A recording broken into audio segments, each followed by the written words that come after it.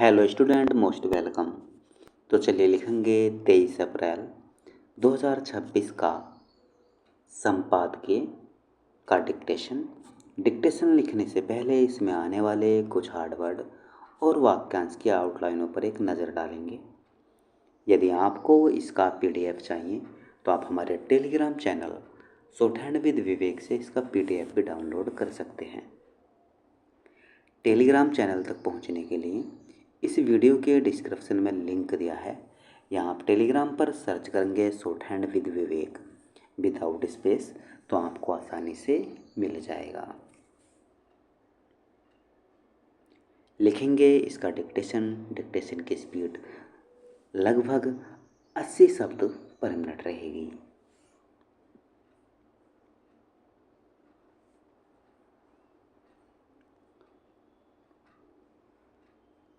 तो चलिए dictation start करते हैं 5 सेकंड बाद।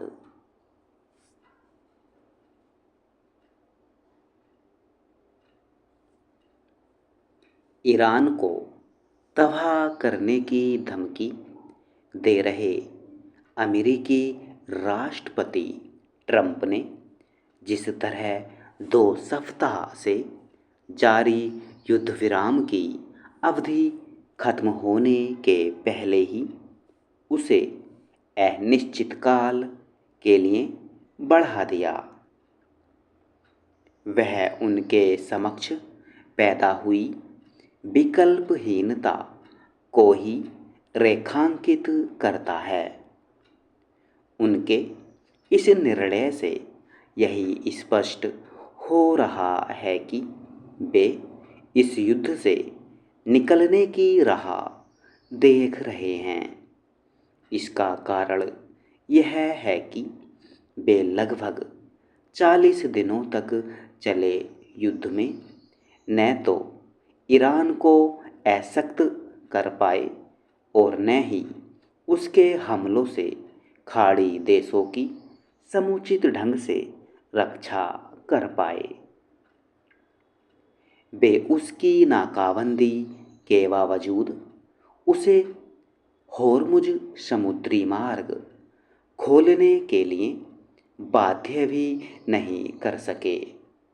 उनके सामने घरेलू मोर्चे पर भी चुनौती बढ़ गई है, क्योंकि एक तो उनके मागा यानी मैक अमेरिका ग्रेट अगेन समर्थक युद्ध के पक्ष में नहीं, और दूसरे उन्हें ईरान के खिलाफ युद्ध जारी रखने के लिए संसद की अनुमति चाहिए होगी।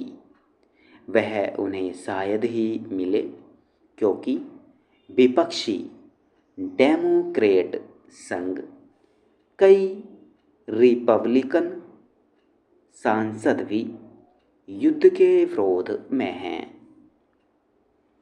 इसकी भी अनदेखी न की जाए कि होर्मुज बाधित होने से विश्व में जो गहन ऊर्जा संकट पैदा हुआ है, उसका अमेरिका पर भी असर पड़ा है। निसंदेह यह भी स्पष्ट है कि युद्ध विराम तोड़ना जितना अमेरिका के लिए जोखिम भरा था, उतना ही पाकिस्तान के लिए भी।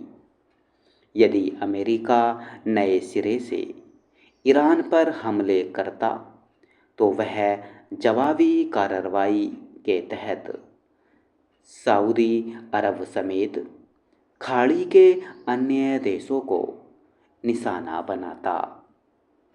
ऐसे में पाकिस्तान को सऊदी अरब के साथ हुए समझौते के तहत ईरान के खिलाफ मोर्चा खोलना पड़ता और यह उसका संकट और बढ़ाता।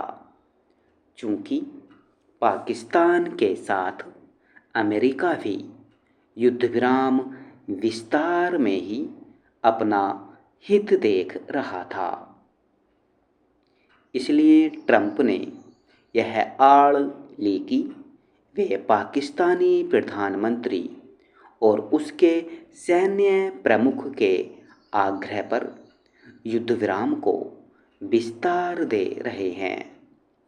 क्या यह विचित्र नहीं कि अभी तक हमारे मामले में मनमानी करने वाले ट्रंप पाकिस्तान के आग्रह को इतना महत्व दे रहे हैं?